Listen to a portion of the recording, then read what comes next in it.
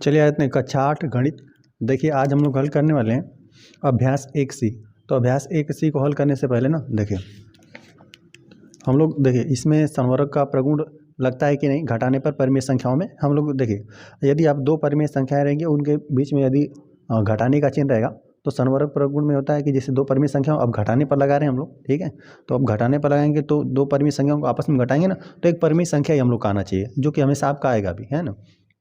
किन्हीं दो परिमेय संख्याओं के मध्य में यदि ऋण का चिन्ह रहेगा घटाएंगे तो आपको हमेशा वो क्या परिमेय संख्या आएगी। तो ये संवर्ग प्रगुण क्या हो रहा है यहाँ पे संतुष्ट हो रहा है। अच्छा, क्रम विनिमय प्रगुण कह रहा है ना कि यदि दो परिमेय संख्याएं यदि उनके बीच में आपके पास ऋणात्मक है तो आप ना क्रम बदल कर घटा रहे हैं, है ना। तो कभी ना घटाने पर दोनों परिमेय संख्याएं समान नहीं आएंगी। जैसे यहाँ पर दो परिमेय संख्याएं आपको दिया गया है, यहाँ पे 11/8 है और ऋण का चिन्ह है और यहाँ पर ऋण 8/9 है और फिर इसका क्रम बदल दिया। क्रम बदल कर यहाँ पर ऋण 8/9 को पहले रख दिया और इसको बाद में रख दिया, है ना, बीच में ऋण का चिन्ह लगा दिया।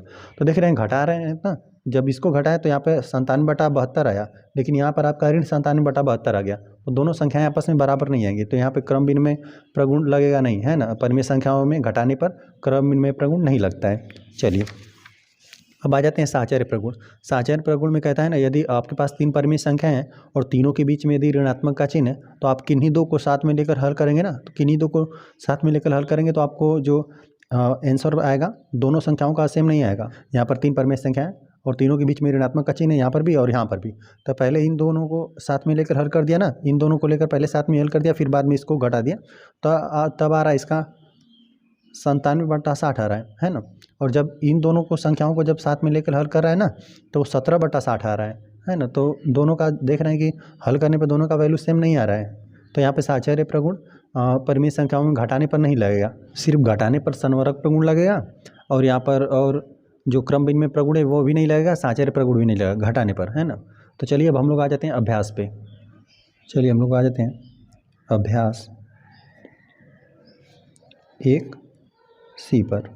देखिए इसमें हम लोग को पहला प्रश्न दिया हुआ है ना, हल कीजिए। यहाँ पर दो हम लोग को परिमेय संख्या है, बीच में उनके ऋणात्मक का चिन्ह है। तो चलिए हम लोग हल कर लेते हैं। हल पहले वाले प्रश्न में हम लोग पहला हल करेंगे जो कि हमें दिया हुआ है ना 2/3 ऋण 5/3।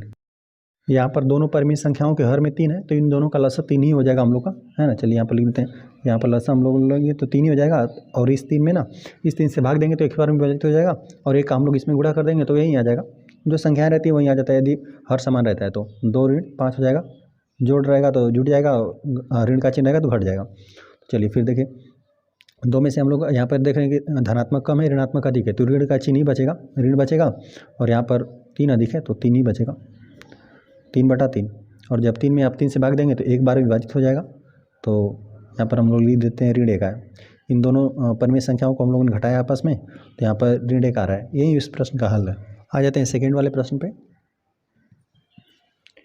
सेकंड में हमें दिया हुआ है ना 2/3 है और ऋण का चिन्ह है और ऋण 5 है, ऋण 5/3 दिया हुआ है। देखिए तो यहाँ पर 2/3 को तो हम लोग इस तरह से लिख देते हैं 2/3 हो जाएगा और यहाँ पे देखें ना ऋण ये भी परिमेय संख्या ऋणात्मक है और बाहर ऋणात्मक का चिन्ह है तो ऋण का आपस में गुणा होगा तो यह संख्या धनात्मक हो जाएगी, धन 5/3। और यहाँ पर हम लोग देख रहे हैं कि यहाँ पर लसाअ दोनों हर में 3 है दोनों परिमेय संख्याओं के, तो यहाँ पर लसाअ 3 हो जाएगा। यहाँ पे दोनों परिमेय संख्याओं के हर में 3 था इसलिए लसाअ हम लोग का 3 हो गया। 3 में 3 से भाग देंगे एक ही आ जाएगा, एक का फिर 2 में गुणा कर देंगे तो फिर यही आ जाता है 2 + 5 ही आ जाएगा यहाँ पे और 5 में 2 जोड़ देंगे हम लोग 7 आ जाएगा, 7/3 आ गया। यही इस प्रश्न का हल है। चलिए अब आ जाते हैं हम लोग थर्ड वाले। चलिए थर्ड को हम लोग यहाँ पर हल कर देते हैं। चलिए यहाँ पर हमें प्रश्न दिया हुआ है ना ऋण 2/3 दिया हुआ है और यहाँ पे ऋण 5/3 दिया हुआ है। तो चलिए कोष्टक हम लोग खोल देते हैं। तो यहाँ पे ऋण 2/3 हो जाएगा और यहाँ पे ऋण है, ऋण परिमेय संख्या बाहर भी ऋण है, ऋण का आपस में गुणा हो जाएगा धनात्मक हो जाएगा, धनात्मक 5/3 हुआ। अब यहाँ पर देख रहे हैं हम लोग ना कि हर में दोनों परिमेय संख्याओं के 3 है तो इन परिमेय संख्याओं का लसाअ कितना हो जाएगा 3 हो जाएगा। अब फिर 3 में 3 से भाग देंगे एक ही बार में विभाजित हो जाएगा, एक का फिर 2 में गुणा कर देंगे तभी भी आपका कितना ऋण 2 ही रहेगा, ऋण 2 और प्लस यहाँ पर भाग देंगे तो वही हो जाएगा, सिर्फ 5 ही आ जाएगा, 5 में 1 का गुणा कर देंगे तो 5 ही रहेगा। चलिए यहाँ पर देख रहे हैं कि धनात्मक अधिक है और ऋणात्मक कम है और घटा देंगे तो धन का 3 ही बचेगा क्योंकि यहाँ पर 5 में से 2 घट जाएगा 3 बचेगा। 3/3 का मतलब आपका 1 ही आ गया। यही एक ही इस प्रश्न का हल है। आ जाते हैं हम लोग चौथे वाले प्रश्न पे। चौथा हमें दिया हुआ है ना ऋण 2/3 दिया हुआ है, ऋण 2/3 और ऋण 5/3। देखिए तो हम लोग कोष्टक खोल कर लिख देते हैं, ऋण 2 है, ऋण 2/3 और ऋण 5/3। अब यहाँ पर हम लोग देख रहे हैं कि दोनों परिमेय संख्याओं का हर जो है सेम है, तो यहाँ पर लसा भी 3 हो जाएगा और 3 में 3 से भाग देंगे, एक ही बार जाएगा, तो यहाँ पर भी ऋण 2 बचेगा, यहाँ पर भी ऋण 5 ही बचेगा। चलिए तो यहाँ पर 2 में हम लोग 5 जोड़ देंगे तो 5 2 7 हो जाएगा, क्योंकि दोनों ऋणात्मक है तो आपस में जुड़ जाएगा, ऋण 7/3 आ गया। और यही इस प्रश्न का हल है।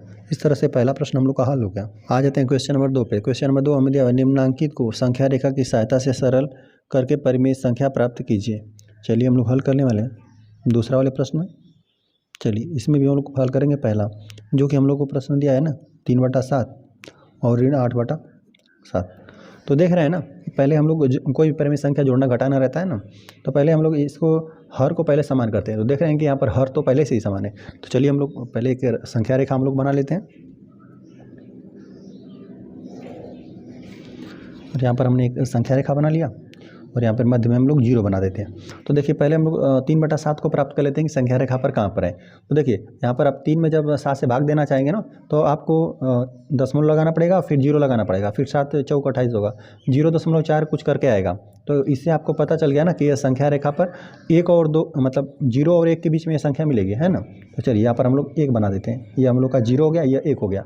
अब देखिए अब हम लोग ना हर में देखिए 7 है, यहाँ पर हर में 7 है, हम लोग को 7 के हिसाब से अब लिखिए। 1 को हम लोग क्या लिख सकते हैं 7/7, 7 में 7 से भाग दे देंगे तो यह कितना आ जाएगा आपका, 7 में 7 से भाग देंगे तो ये 1 आ जाएगा। और इसको हम लोग 0 को क्या लिख सकते हैं, इसको 0 हम लोग 7 लिख देते हैं ना, 0/7। 0 में आप 7 से भाग देंगे तो 0 ही आ जाएगा आपको। अब इसको 7 बराबर खानों में आप बांट लीजिए, है ना। देखिए 0/7 हो जाएगा, फिर यहाँ पर 1/7, फिर यहाँ पर 2/7, यहाँ पर 3/7, यहाँ पर हो जाएगा 4/7, फिर 5/7 और यहाँ पे 6/7, फिर आपको मिल जाएगा 7/7, है ना। और देख रहे हैं कि यहाँ पर 8 है, यहाँ पर ना जैसे हम लोग का देखिए 3/7 मिला कहाँ पे, ये हम लोग को यहाँ पर मिला, यहाँ पर है। तो अब हम लोग को ना यहाँ पे 8 हम लोग को विस्थापन करना पड़ेगा बाएं दिशा में, है ना। अगर जोड़ते हैं ना तो धनात्मक दिशा में संख्या रेखा पर आप विस्थापित होते हैं, लेकिन आप यहाँ पर ऋण का चिन्ह है तो मतलब हम लोग को घटाना पड़ेगा, तो इधर हम लोग बाएं साइड में। तो चलिए तो पहले हम लोग ऋण 1 को भी बना लेते हैं। ऋण 1 का मतलब 7/7। चलिए ऋण 1 का मतलब यहाँ पर लिख देते हैं हम लोग 7/7, वो भी ऋण का। और यहाँ पर हम लोग चलिए 7 बराबर भागों में इधर भी हम लोग बांट लेते हैं। यहाँ पे ऋण 1/7 हो जाएगा, यहाँ पर हम लोग को ऋण 2/7 मिलेगा, यहाँ पर मिलेगा हम लोग को ऋण 3/7 और यहाँ पे ऋण 4/7, यहाँ पर हम लोग को मिलेगा ऋण 5/7 और यहाँ पर मिलेगा ऋण 6/7। सबके बीच में आपस में दूरी बराबर ही बनाएंगे हम लोग, ठीक है। यहाँ पर जो दूरी है सबके बीच की आपस में दूरी बराबर बनाइएगा, है ना। तो यहाँ पर हम लोग को देखिए, अब यहाँ पर हम लोगों ने 3/7 हम लोग को यह यहाँ पर मिला, है ना, यही है। और देख रहे हैं कि यहाँ पर ऋण का चिन्ह है, मतलब घटाना है हम लोग को ना, तो बाएं दिशा में विस्थापित होंगे। तो चलिए हम लोग यहाँ पर हैं और कितना बार ये अंश ही बताएगा, अंश बताएगा कितना बार। तो यहाँ पर 8 बार हम लोग को जाना है, तो यहाँ से हम लोग जाएंगे 1 2 3 4 5 6 7 8, यही आपको हल मिलेगा। तो चलिए हम लोग यहाँ पे स्केल की मदद से बना देते हैं। तो ये हम लोग का यहाँ पर मिला, यहाँ से हम लोग यहाँ पर चले गए यहाँ पर, और यही हम लोग का उत्तर बनेगा ऋण 5/7 ना, ऋण 5/7। और हम लोग ना इस बात को भी यहाँ पर लिख देते हैं कि यहाँ पे ऋण 8/7 था। ऋण 8/7 का मतलब होता है 8 हम लोग लिख देते हैं ऋणात्मक या फिर या धनात्मक रहेगा। यहाँ पर भी संख्या रहेगी, कुछ जोड़ेंगे तो धनात्मक दिशा में जाएगा, घटाएंगे तो ऋणात्मक। तो हम लोग लिख देते हैं 8 ऋणात्मक दिशा में, हम लोग ऋणात्मक रहेगा, ऋणात्मक दिशा में विस्थापन। तो हम लोगों को यही प्रश्न दिया था कि 3/7 था, ऋण 8/7 था। तो देखिए पहले हम लोगों ने 3/7 को प्राप्त किया संख्या रेखा पर, संख्या रेखा हमने बनाया और देखा कि हमें भाग देने पता चला था हम लोग कि यह संख्या 0 और 1 के बीच में आ रहा था। तो 0 और 1, और हम लोगों ने देखिए यहाँ पर हर में 7 दिया था तो 7 के हिसाब से लिख लिया। 1 को हम लोग क्या लिख सकते हैं 7/7 और 0 को लिख दिए 0/7। अब फिर यहाँ से 1/2 1/7 2/7 करके यहाँ पर हम लोग को 7/7 तक लिख लिए, है ना। और यहाँ पे ऋण का चिन्ह था, अभी 8 हम लोग को घटाना था। जब भी आप संख्या रेखा पर मान लेते हैं यहाँ पर 2 रहेगा ना, 2 में आप 1 जोड़ेंगे तो 3 के पास जाएंगे, है ना। तो दाहिनी दिशा में आप विस्थापित होंगे। और यहाँ पर अगर उसमें से 2 में से 1 घटा रहे हैं तो यहाँ पे 2 से 1 पे आ रहे हैं ना, जैसे देखिए यदि हम ना यहाँ पर संख्या रेखा बना दें, यहाँ पर 0 हो गया, यहाँ पर 1 हो गया, यहाँ पर 2 हो गया, यहाँ पर 3 हो गया, ठीक है। यहाँ पर चलिए ऋण का बना देते हैं, ऋण 1, ऋण 2, ऋण 3 हमने बना दिया, है ना। अब देखिए यहाँ पर हम चलिए 2 में ही अगर आप कुछ जोड़ रहे हैं तो आप 2 में आप 1 जोड़ दिए तो क्या हो जाएगा, 3 के पास आप चले जाएंगे, 2 में 1 जोड़ेंगे तो आप 3 हो गया। तो इधर जाएंगे तो आप धनात्मक दिशा में जाएंगे, है ना। इधर धनात्मक होता है और 0 के बाएं साइड क्या होता है, ऋणात्मक होता है। इधर धनात्मक रहेगा और इधर जाएंगे धनात्मक। अभी 2 में हम क्या कर देंगे, 1 घटा देंगे ना, तो अभी आप घटा देंगे तो आप यहाँ पर चले जाएंगे 1 पर, ठीक है। तो यहाँ पर इधर हो जाएगा ऋणात्मक, ठीक है। इधर ऋणात्मक होगा, दाहिनी साइड धनात्मक होगा। तो यही यदि आपको कुछ जोड़ना रहेगा ना, तब आप धनात्मक मतलब दाहिनी साइड जोड़ेंगे और घटाना रहेगा तो आप बाएं साइड आएंगे, है ना। जो भी आपकी संख्या रहेगी, अब 2 में 1 जोड़ें तो 3 पर आ गए, अब 2 में से 1 घटा दिए तो आप बाएं साइड आ गए, ठीक है। तो यहाँ पर हम लोग को ऋण मतलब घटाना था, तो इसीलिए हम लोग क्या हो गया, ऋणात्मक दिशा में या बाएं साइड हम लोग क्या हो गए, ऋणात्मक दिशा में विस्थापन हो गए। तो यहाँ पर हम लोग पहले 3/7 थे, अब यहाँ पे 8/7 मतलब 8 हम लोग क्या कर गए, ऋणात्मक दिशा में विस्थापित कर गए। तो यहाँ पर हम लोग पहुँच गए ऋण 5/7 पे। और यहाँ पर आप घटा कर भी चेक करेंगे तभी भी आपका यही आ जाएगा, है ना। देखिए 3/7 है, ऋण 5/7 है, तो यहाँ पर हर तो यही सेम हो जाएगा, लसा 7 ही हो जाएगा। और यहाँ पर 3 धनात्मक है और 8 ऋणात्मक है, तो 3 में से 8 घटा देंगे तो 5 3 8 होता है, तो ऋण 5/7 आएगा, तो यही आ जाएगा। और यही इस प्रश्न का हल है। चलिए आ जाते हैं हम लोग सेकेंड वाले प्रश्न पे। सेकेंड में हमें दिया हुआ है ऋण 4/6 दिया हुआ है, और इसमें से हम लोग को घटाना है ऋण 3/4। देखिए अब पहले ना हम लोग क्या कर देंगे, कोई भी यदि हमें परिमेय संख्या है बीच में ऋणात्मक का चिन्ह, तो पहले हम लोग हर समान करेंगे, ठीक है। पहले हर समान करेंगे तभी इसको हम लोग हल करेंगे, जोड़ेंगे घटाएंगे जो भी रहेगा। तो यहाँ पर देख रहे हैं ना, 6 और 4 का लसा हो जाएगा 12, है ना। 12 एक ऐसी छोटी छोटी संख्या है जिसको 4 विभाजित करेगा 6 विभाजित कर देगा, है ना। तो चलिए हम लोग यहाँ पर 12 बनाने का प्रयास करते हैं हर में, ठीक है। और नहीं आएगा तो यहाँ पे 6 और 4 का लसा निकालेंगे, तो यहाँ पर हो जाएगा ऋण 4 और यहाँ पर हम लोग लिख देते हैं 6, और अंश में भी गुणा कर देते हैं 2 का, और हर में भी कर देते हैं 2 का, ताकि 12 हो जाए हर। यहाँ पर यह हो गया, यहाँ पे 3, और यहाँ पर हम लोग यहाँ पे 4 3 12 होगा, तो 3 का यहाँ पर हम लोग गुणा करना पड़ेगा, अंश में भी हर में भी, 4 गुणते 3। चलिए यहाँ पर हो जाएगा 4 दूना 8, ऋण 8 और 6 दूना 12 हो गया हर में। चलिए और ऋण का चिन्ह यहाँ पे 3 तिहाई 9 और 4 3 कितना 12 हो गया। देख रहे हैं अब हर में दोनों संख्याओं के 12 हो गया, है ना, दोनों परिमेय संख्याओं में। तो अब हम लोग आसानी से इसको हल कर पाएंगे। चलिए तो हम लोग पहले एक संख्या रेखा हम लोग बना देते हैं, और देखिए और हम लोग का ना ये संख्या परिमेय संख्या जो है, यहाँ पर 8 में हम लोग 12 से भाग देंगे ना, तो एक भी बार भाग नहीं जा रहा है फिलहाल में, तो हम लोग को दशमलव लगा कर ही भाग देना पड़ेगा। तो हम लोग को पता चल गया ना कि यहाँ पर देखिए ऋण का चिन्ह है, तो धनात्मक दिशा में तो रहेगा नहीं, यह ऋण जैसे 0 ऋण 1 और 0 के बीच में ये संख्या हम लोग का मिलेगा। तो देखिए पहले हम लोग 0 को ही बना लेते हैं। यहाँ पर हम लोग 0 बनाते हैं, क्योंकि हम लोग देखिए यह 0 के बाएं साइड ही आपको मिलेगा यह संख्या, और फिर इसमें देख रहे हैं कि ऋण का चिन्ह लगा हुआ है, मतलब फिर यहाँ पर ऋण 9/12 भी हम लोग को घटाना है, फिर हम लोग बाएं दिशा में ही विस्थापित होंगे। चलिए तो 0 को हमने बना दिया, और चलिए यहाँ पर हम लोग 1 को बना देते हैं, 0 और 1 को बना दिया, ठीक है। अब ऋण 1, क्योंकि 0 के बाएं साइड ऋण 1 को हम लोग बनाते हैं। चलिए और यहाँ पर हम लोग ऋण 2 को बना देते हैं।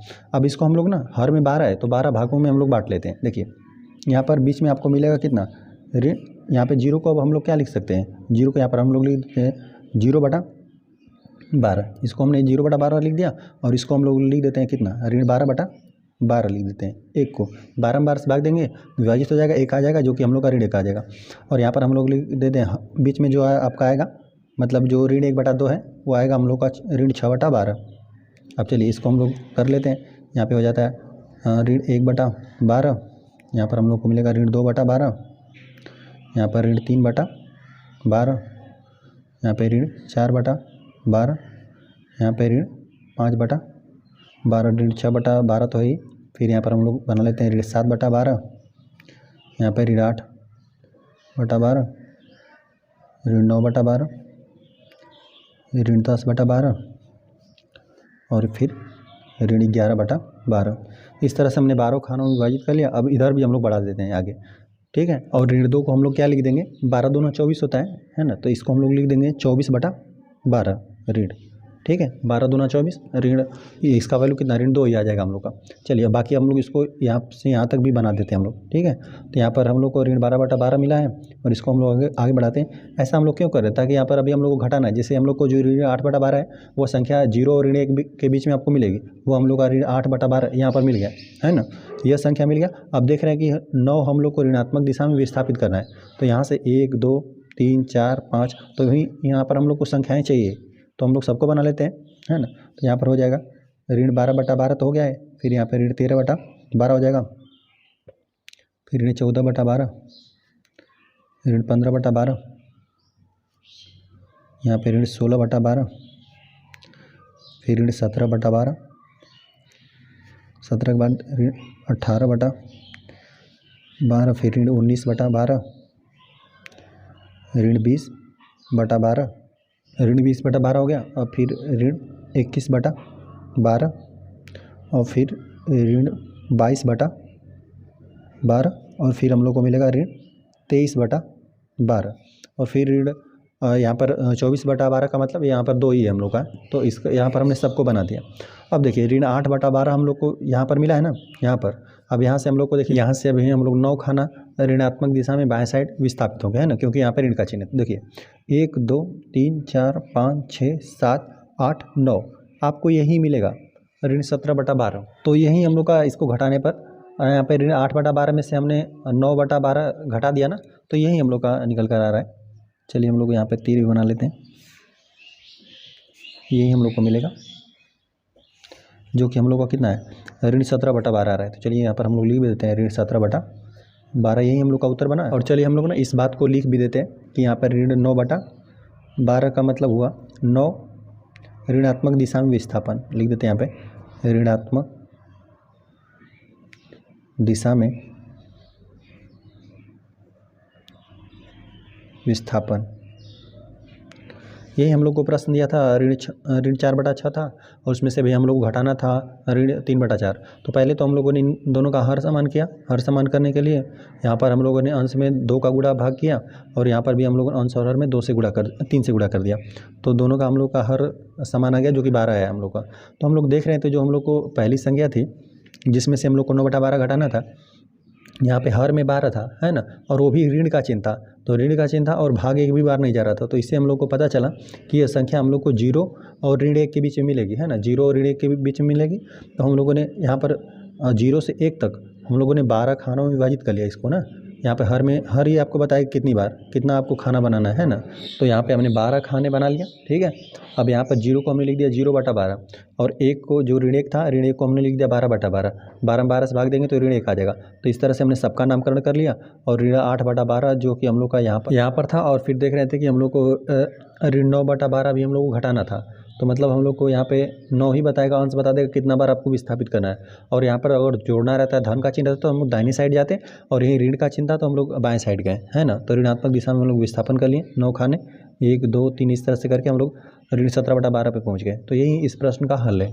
आ जाते हैं क्वेश्चन नंबर 3 पे। क्वेश्चन नंबर 3 हमें दिया है, इन्हें अभ्यास पुस्तिका में लिख कर रिक्त स्थानों की पूर्ति कीजिए, है ना।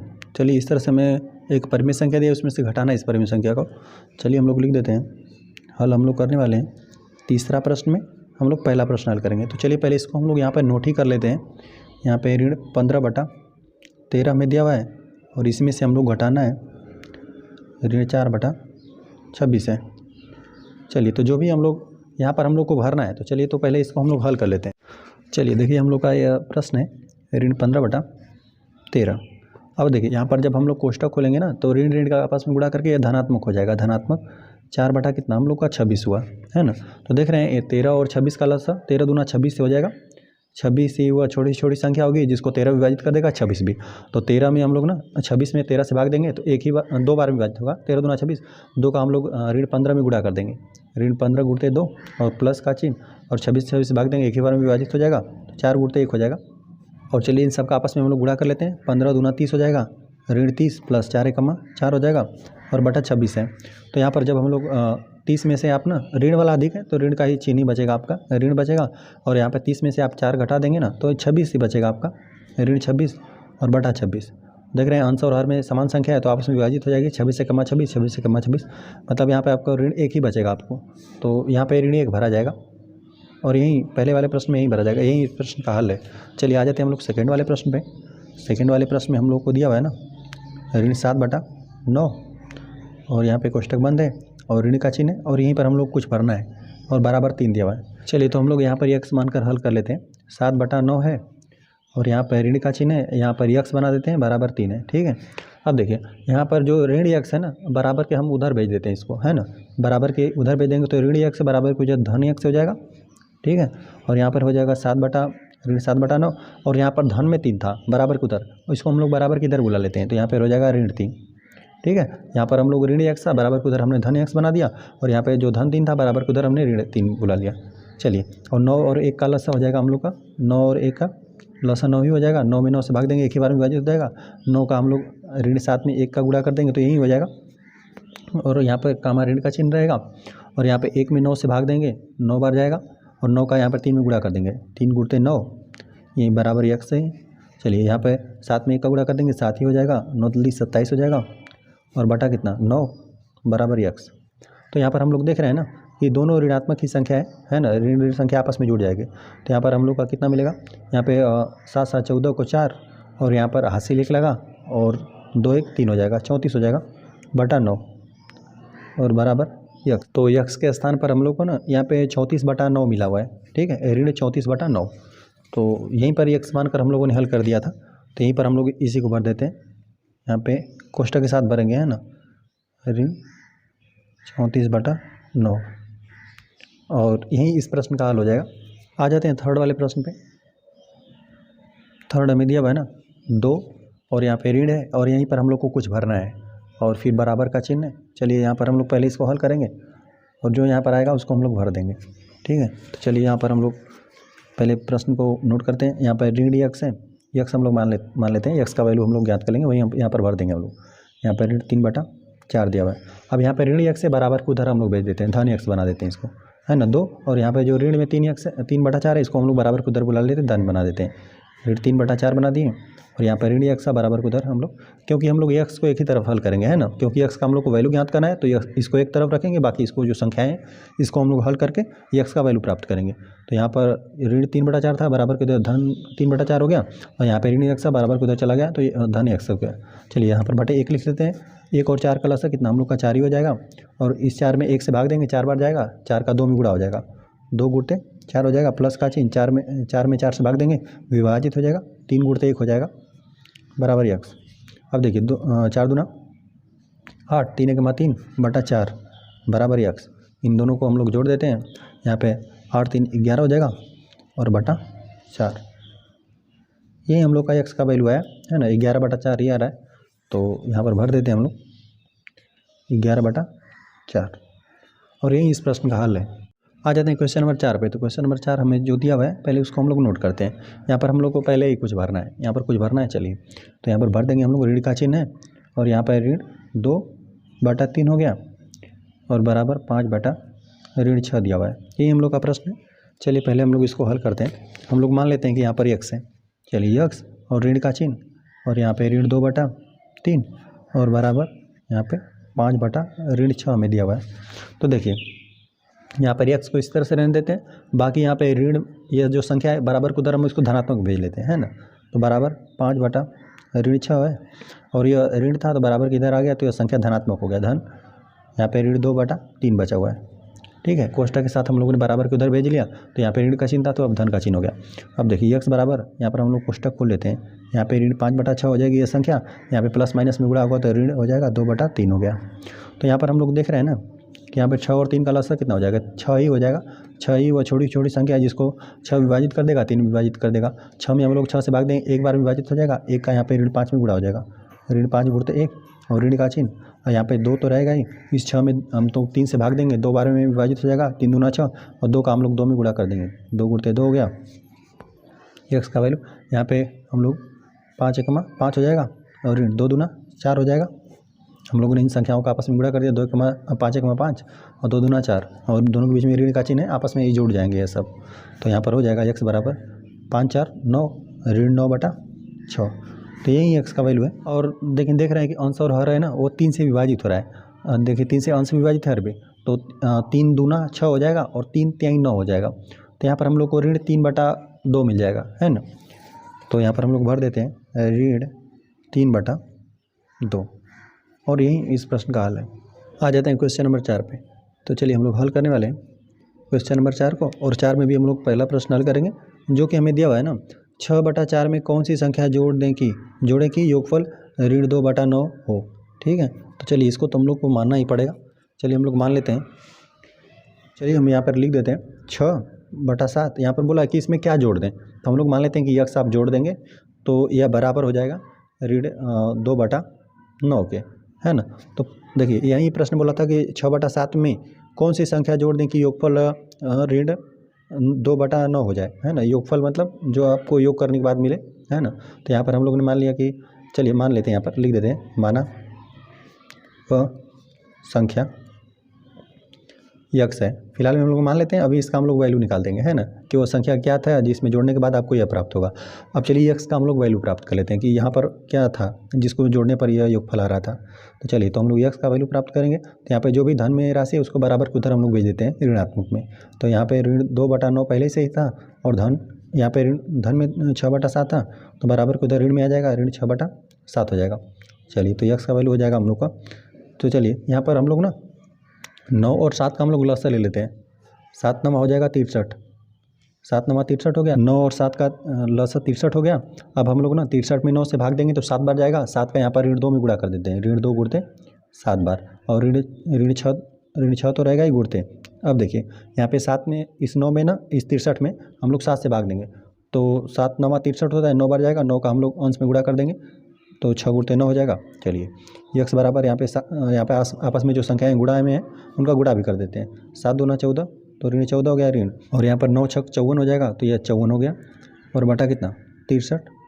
चलिए यक्स का वैल्यू, चलिए देख रहे हैं दोनों संख्याएं ऋणात्मक हैं, दोनों आपस में जुड़ जाएगा। तो दोनों संख्याएं ऋणात्मक है तो यहाँ पर ऋण का चिन्ह हो गया, इकाई का स्थान 4 4 हो जाएगा 8, और दाएँ का स्थान हम लोग जोड़ देते हैं। यहाँ पर 5 1 6 हो जाएगा 68 हो जा रहा है, और बटा कितना 63। तो यक्स का हम लोग को यही वैल्यू है, ठीक है, यही आपको जोड़ना पड़ेगा इसमें। तो चलिए हम लोग लिख देते हैं, हम जैसे प्रश्न दिया वैसे लिख देते हैं हम लोग ना। 6/7 में कितना ऋण 68/63 जोड़ने पर आपको योगफल कितना मिलेगा, योगफल ऋण 2/9 प्राप्त होगा। तो यही हमें प्रश्न दिया था कि 6/7 में कौन सी संख्या जोड़ दें कि इतना आपको योगफल प्राप्त हो जाएगा। तो हम लोगों ने इसको मान लिया कि 6/7 में आप x जोड़ देंगे तो आपको ऋण 2/9 प्राप्त हो जाएगा, है ना। तो यहाँ पर हम लोगों ने x का वैल्यू प्राप्त कर लिया। यहाँ पे प्लस में 6/7 था, बराबर को उधर हमने ऋण में भेज दिया, और 7 और 9 का लसा हो गया 63 लसा ले लिया। 9 को यहाँ पे 63 में 9 से भाग दिया तो 7 बार गया, 7 का 2 में गुणा कर दिया। यहाँ पे 63 में हम लोग 7 से भाग दिया तो 9 बार गया, 9 का 6 में गुणा कर दिया। बाकी इसको हम लोगों ने हल कर दिया तो यक्स का वैल्यू हम लोग को ऋण 68/63 निकल कर आया। यही वो संख्या है जो 6/7 में आप यही जोड़ेंगे ना, यही संख्या जोड़ेंगे, जोड़ने पर आपको योगफल कितना ऋण 2/9 प्राप्त होगा। इस तरह से यह प्रश्न हल हो गया। आ जाते हैं सेकंड वाले प्रश्न में। सेकंड में हमें दिया हुआ है ना कि ऋण 7/12 में कितना जोड़ने पर योगफल 25/36 हो, है ना। चलिए तो हम लोग हल करने वाले हैं सेकंड वाले प्रश्न को। चलिए इसको भी हम लोग यक्स मानकर हल कर देते हैं, है ना। मान लेते हैं कि यहाँ पे ऋण 7/12 में आप यक्स जोड़ देंगे तब आपका योगफल कितना हो जाएगा 25/36 हो जाएगा। चलिए हम लोग लिख देते हैं, यहाँ पर लिख देते हैं कि माना वह संख्या यक्स है, और बाकी हम लोग यक्स का वैल्यू प्राप्त कर लेते हैं, है ना। तो यहाँ पे लिख देते हैं यक्स, है ना। यहाँ पे बराबर के उधर 25/36 तो रहेगा ही।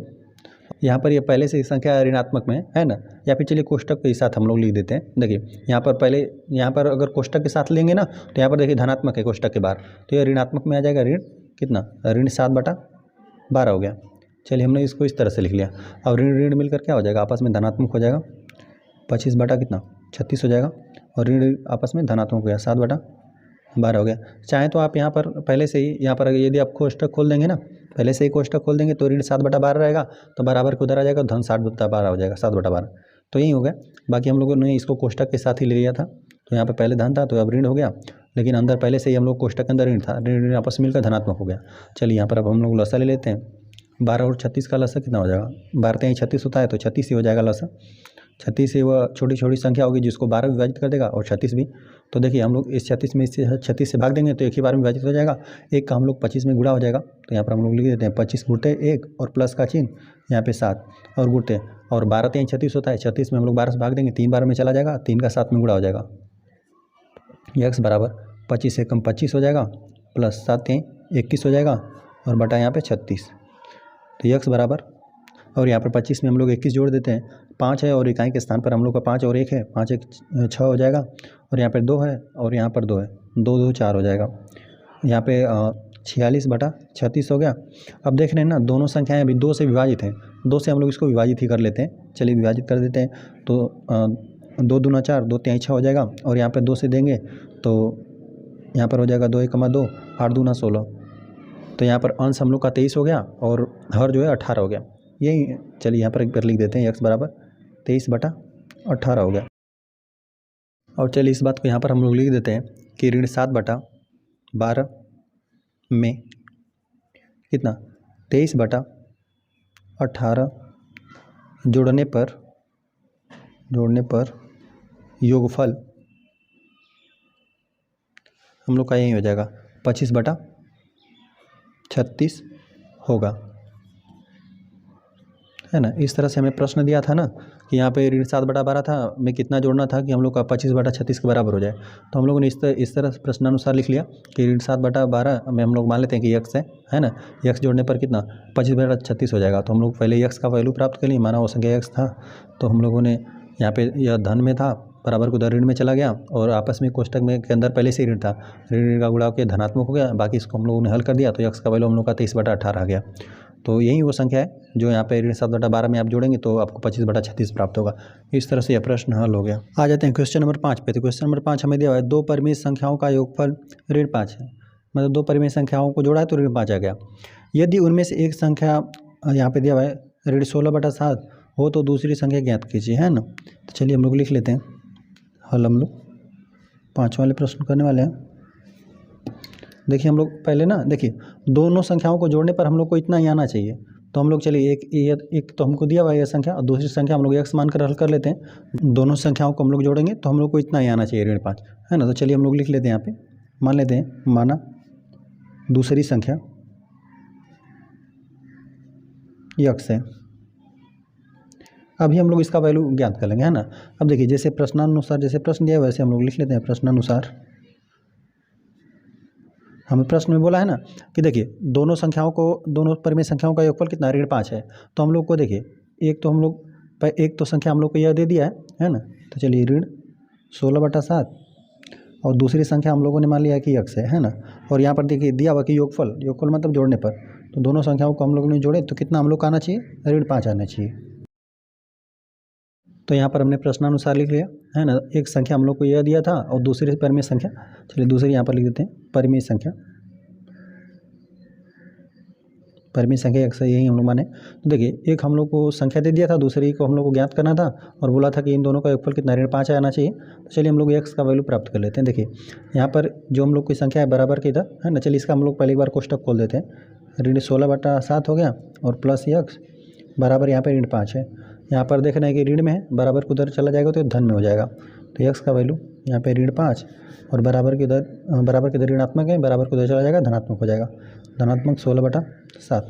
चलिए अब यहाँ पर हम लोग इसको लसा ले लेते हैं, बटा 1 लिख देते हैं। चलिए 1 और 7 का लसा हो जाएगा 7, 7 में 1 से भाग देंगे, 7 बार जाएगा, 7 का 5 में गुणा हो जाएगा, तो ऋण 5 गुणते 7 हो जाएगा, प्लस का चिन्ह। अब यहाँ पर हम लोग 7 में इस 7 से भाग देंगे, एक ही बार में विभाजित हो जाएगा, 16 में गुणा हो जाएगा 1 का। चलिए इन सब का आपस में हम लोग गुणा कर लेते हैं। ऋण हो जाएगा 5 7 35 हो गया, और 16 1 16 ही हो जाएगा, बटा 7। हम लोग देख रहे हैं ऋण का चिन्ह अधिक है तो यही ऋणात्मक ही बचेगा। तो चलिए हम लोग इसमें से घटा लेते हैं।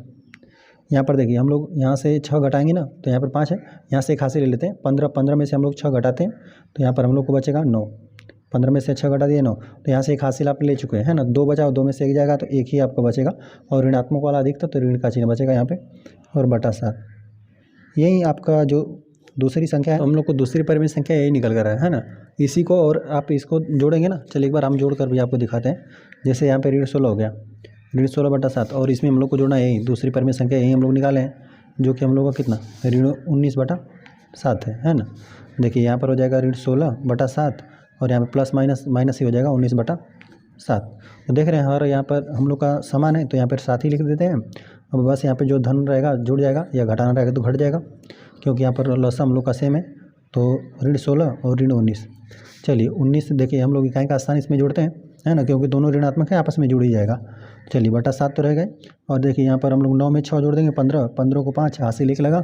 यहाँ पर अब हम लोग दाएं का स्थान जोड़ते हैं, 1 1 2 1 हासिल 3, तो यहाँ पे 35 आ गया। हर में हम लोग का 7 है, अंश 35 है, और 7 और 35 विभाजित 7 × 7 7 5 35, तो यहाँ पर हम लोग को ऋण 5 ही मिलेगा, जो कि यही है। तो हम लोग लिख देते हैं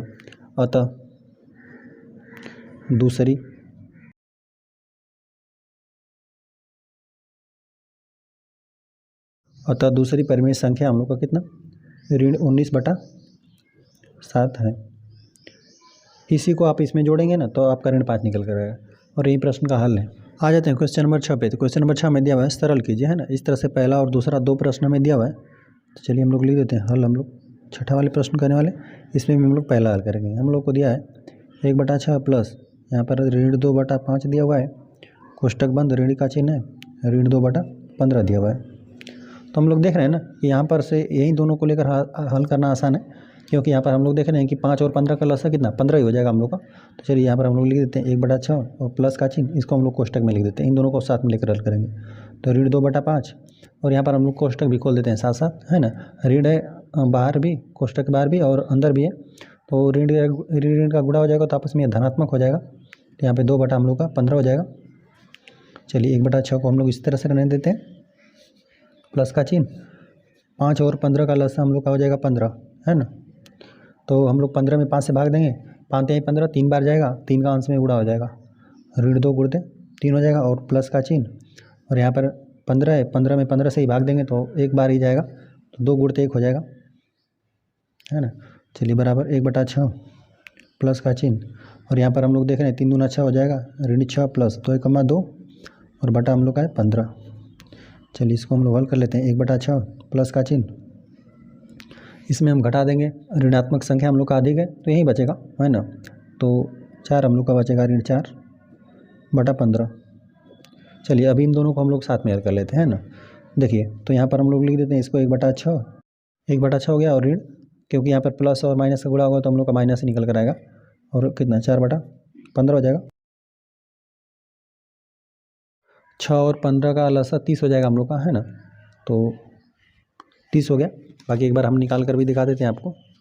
6 और 15, पहले 2 से भाग जा रहा है तो 2 3 6 हो जाएगा, और 15 इस तरह से रह जाएगा। फिर हम लोग 3 से देंगे, यहाँ पे 3 × 3, 3 × 5 = 15, फिर 5 से देंगे, 5 × 5, 5 × 5, यही हो जाएगा लसा। 2 3 6, 6 5 30, 30 ही लसा होगा। तो यहाँ पर 30 में 6 से भाग देंगे तो 6 5 30, 5 बार जाएगा, और 1 में गुणा हो जाएगा 5 का, है ना। ऋण का चिन्ह 4 तो रहेगा ही, और इसमें गुणा होगा, 15 दूना 30 होता है, 2 बार में जाएगा, तो 2 का इसमें 4 में गुणा हो जाएगा, तो यहाँ पर हम लोग गुणा कर देते हैं। चलिए 5 × 5, 5 में 1 का गुणा कर दिए, 5 हो गया, और ऋण का चिन्ह 4 दूना 8 हो गया, बटा 30। तो चलिए हम लोग यहाँ पर घटा देते हैं इसको। यहाँ पर हमें देख रहे हैं ना ऋणात्मक अधिक है, तो ऋण का ही बचेगा, 5 3 8 होता है, तो ऋण 3 बचेगा, और बटा कितना 30। तो यहाँ पर देख रहे हैं अंश और हर ना 3 से विभाजित है, तो 3 से विभाजित ही कर देते हैं। ऋण का चिन्ह तो रहेगा ही, और 3 से अंश और हर को विभाजित करेंगे ना, 3 × 3, 3 दाम में 30, ऋण 1 ये हम लोग का 10 हो जाएगा, है ना, क्योंकि हम लोग अंश और हर को दोनों को 3 से विभाजित करें, 3 × 3 हो जाएगा, 3 दाम में 30, तो ऋण 1/10 आ गया, है ना। तो यही हम लोग का आंसर निकल कर आया, ऋण 1/10। यही 3 संख्याएं थी, 3 परिमेय संख्याएं थी, 2 के बीच में धनात्मक का चिन्ह था, और इन दोनों के बीच में ऋणात्मक का। तो हम लोगों ने पहले इन्हीं दोनों को हल कर दिया। तो हल करने के बाद जो कि हम लोग का इनको हल कर दिया, तो ऋण 4/5 15 आया था। बाकी यहाँ पर धन ऋण का गुणा करके ऋण हो गया।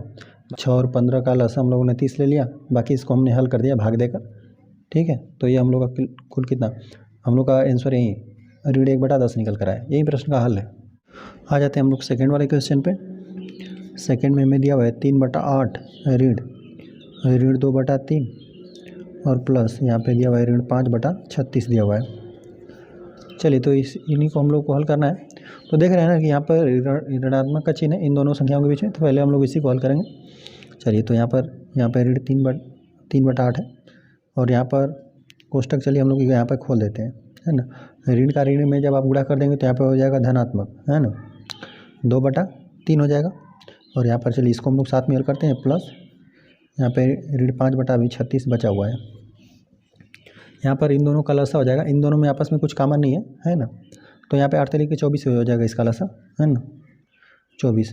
तो यहाँ पर अभी हम लोग का अंश में 3 है और देखिए ये 24 में हम लोग 8 से भाग देंगे, 3 बार जाएगा, 8 तरीके 24 3 बार जाएगा, 3 का अंश में गुणा कर देंगे, प्लस का चिन्ह, यहाँ पे 2 तो रहेगा ही।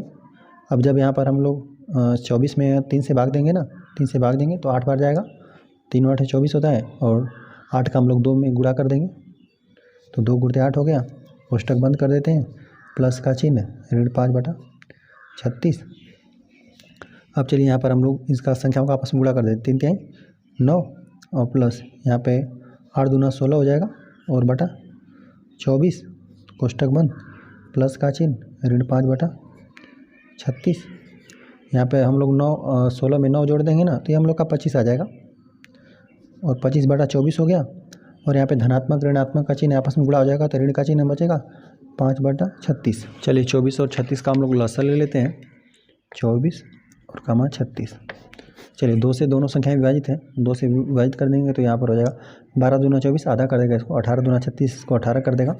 यहाँ पर 2 से भाग देंगे तो यहाँ पे 6 दूना 12 हो जाएगा, यहाँ पे 9 दूना 18, है ना। फिर अभी देख रहे हैं कि अभी 2 से यहाँ पर जा रहा है भाग, तो 2 3 6 हो जाएगा और यहाँ पर हम लोग का 9 ही रहेगा।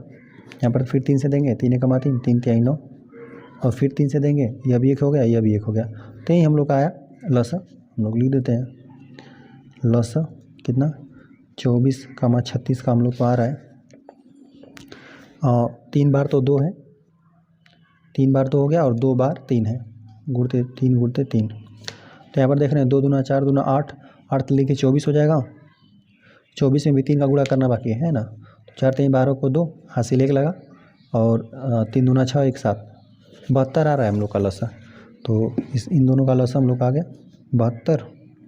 जब 24 में आप 72 में 24 से भाग देंगे ना तो 3 बार जाएगा, है ना, 24 3 72 होगा, 3 बार, 3 का इसमें गुणा हो जाएगा, है ना, 25 में गुणा हो जाएगा 3 का, ऋण का चिन्ह।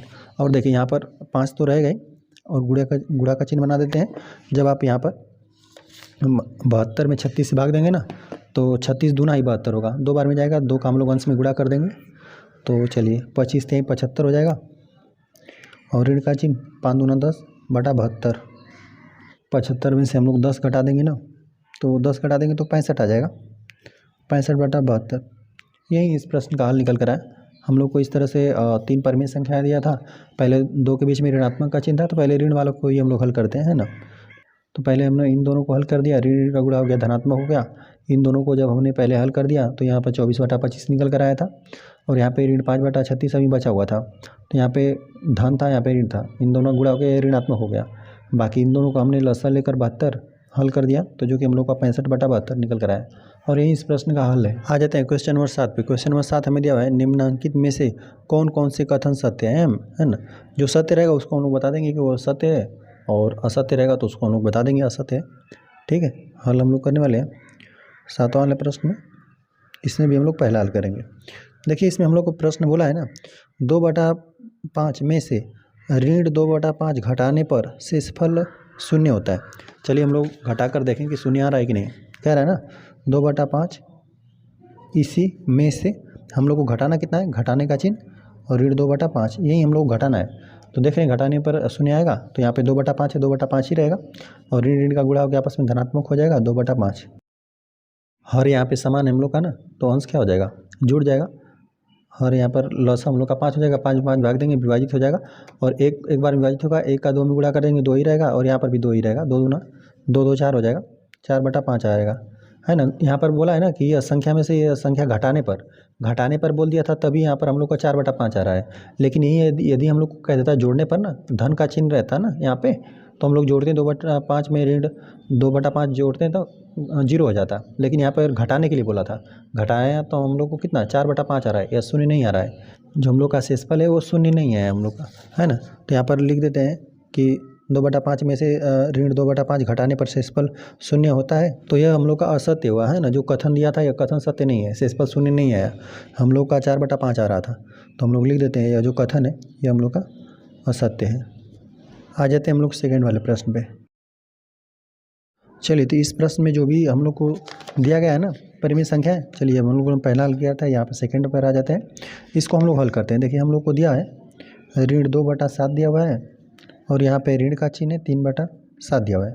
तो पहले हम लोग बायां पक्ष को, यही हम लोग का बायां पक्ष है, इसको हम लोग पहले हल करते हैं। देखिए तो यहाँ पर ऋण 2/7 ही रहेगा और यहाँ पर देख रहे हैं कि ऋण का चिन्ह है 3/7 हो जाएगा। बस हम लोगों ने कोष्टक खोल दिया तो देख रहे हैं कि यहाँ पर हम लोग का लसा समान है 7, तो ऊपर जो भी योग रहता है जुड़ जाता है और घटाना का चिन्ह आएगा तो घट जाएगा। तो यहाँ पर हो जाएगा हम लोग का ऋण 2 और यहाँ पर ऋण 3 हो जाएगा, जो कि हम लोग का 3 2 5 है, ऋण 5/7 आ गया। ठीक है, हम लोग का बायां पक्ष ऋण 5/7 आ रहा है। चलिए दायां पक्ष को भी हम लोग हल कर लेते हैं। दायां पक्ष हमें दिया हुआ है ऋण 3/7 और ऋण का चिन्ह है कोष्टक में अंदर ऋण 2/7 दिया हुआ है। तो चलिए तो यहाँ पर हो जाएगा ऋण 3/7 और ऋण का गुणा हो जाएगा आपस में, तो यह धनात्मक हो जाएगा 2/7, है ना। हमने कोष्टक को खोल दिया, यहाँ पे लस 7 हो जाएगा और देख रहे हैं कि हर समान है तो अंश को हम लोग जोड़ घटा देंगे, है ना। यहाँ पे जो चिन्ह रहेगा वही रह जाएगा, ऋण 3 और +2। यहाँ पे ऋणात्मक अधिक है तो यहाँ पे घट जाएगा, ऋण 1/7 आ गया।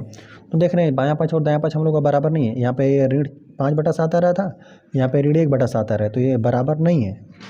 तो हम लोगों ने हल किया ना तो बराबर नहीं आ रहा था, लेकिन यहाँ पे बराबर का चिन्ह दिया है, मतलब ये कथन हम लोग का असत्य दिया है ना, गलत दिया हुआ है।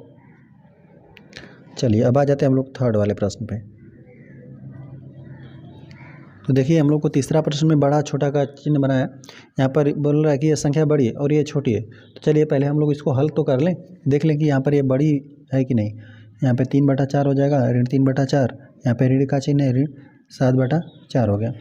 इसको हम लोग चलिए यहाँ पे ऋण 3/4 हो जाएगा और यहाँ पे ऋण का चिन्ह धनात्मक हो जाएगा आपस में, 7/4 हो गया। चलिए तो यहाँ पर देख रहे हैं ना कि हर हम लोग का समान है, तो यह तो 4 ही हो जाएगा और अंश में जोड़ घटाना चिन्ह रहेगा तो जुड़ घट जाएगा। तो यहाँ पे ऋण 3 है और यहाँ पे +7 है, तो यहाँ पर देख रहे हैं धनात्मक अधिक है तो 4 3 7 होता है, तो यहाँ पे 4 हो जाएगा, 4/4, मतलब इसका हम लोग का वैल्यू 1 आ रहा है। देखिए और यहाँ पर हमें दिया हुआ 1/4, है ना। चलिए हर हम 4 करके लिख ले रहे हैं। देखिए हर में देख रहे हैं कि यहाँ पर 4 है, यहाँ पर भी 4 है, लेकिन अब अंश को देखिए यहाँ पर 4 है, यहाँ पर 1 है, तो यह वाली संख्या बड़ी है, तो जो कि हम लोग का सही बात लिखा हुआ है ना। या फिर इस तरफ इससे समझ सकते थे कि यहाँ पर 1 है और यहाँ पे 1/4 दिया हुआ है, तभी भी क्या है, यह बड़ा ही है ना। दोनों तरह से बात एक ही है, लेकिन यह हम लोग का जो कथन लिखा है ना, यहाँ पे इधर को बड़ा बताएं ये वाली संख्या को, तो यह बड़ी संख्या है, तो यह सही बात लिखा हुआ है। तो हम लोग लिख देते हैं यह कथन जो था हम लोग का यह सत्य था। आ जाते हैं हम लोग क्वेश्चन नंबर 4 पे। देखिए यहाँ पर क्वेश्चन नंबर 4 हमें जो दिया है ना, पहले इसको चलिए लिख लेते हैं, है ना। बोला है ना कि यह वाली संख्या बड़ी है और यह छोटी संख्या है ना। तो इसको पहले हम लोग हल करें और देखें कि यह इससे यह बड़ी संख्या है कि नहीं। ऋण 12/7 दिया हुआ है, कोष्टक बंद, और ऋण 8/7 दिया हुआ है। तो यहाँ पर हम लोग कोष्टक खोल देते हैं, ऋण 12/7 हो गया और ऋण का चिन्ह और 8/7 हो गया। देख रहे हैं हर हम लोग का समान है तो लसा यही हो जाएगा, बाकी अंश में हम लोग जोड़ देते हैं, ऋण 12 और ऋण 8। हम लोग यहाँ पर जोड़ेंगे ना तो ऋण 8 है, ऋण 8 ऋण 12, ऋण 20 हो जाएगा हम लोग का और बटा 7। तो देखिए ये हम लोग का मिला ऋण 20/7 ना। तो यहाँ पर देख रहे हैं हम लोग इसमें भाग देंगे ना। चलिए यदि आप 20 में हम 7 से भाग देंगे, 7 से, तो 7 दूना 14, 7 यहाँ 21 हो जाएगा, 2 बार तो चला ही जाएगा, 7 दूना 14 और फिर यहाँ पर हम लोग का बचेगा कितना, 6 बचेगा। फिर यहाँ पर हम लोग दशमलव लगा देंगे और 0 बढ़ाएंगे और फिर जाएगा 7 और 8 है 56, है ना। तो देख रहे हैं कि 2.8 आ रहा है, 56 जाएगा, है ना, 56, फिर 4 बचेगा। चलिए तो इतना से हम लोग को पता चला ना कि ये देखिए 2.8 लिखा गया है, ऋण का चिन्ह था, यहाँ पे ऋण का चिन्ह है, इसको बड़ा बोला, और यहाँ पे जो ऋण 5 है उसको बोला कि ये छोटा है ना। तो यहाँ पे हम लोग देख रहे हैं ना कि जो ऋण वाली संख्या है ना, जो जिसमें संख्या का वैल्यू कम रहता है ना ऋण का चिन्ह में, वो अधिक बड़ी संख्या रहती है। तो यहाँ पर ये बड़ी संख्या बनेगी, है ना, यह छोटी संख्या है। तो यहाँ पर ये सही लिखा है ना कि यह संख्या क्या है, बड़ी है, तो यहाँ पर ये भी सत्य बनेगा। चलिए इस तरह से अभ्यास हम लोग का समाप्त हो गया। वीडियो पसंद आए तो चैनल को सब्सक्राइब जरूर करें।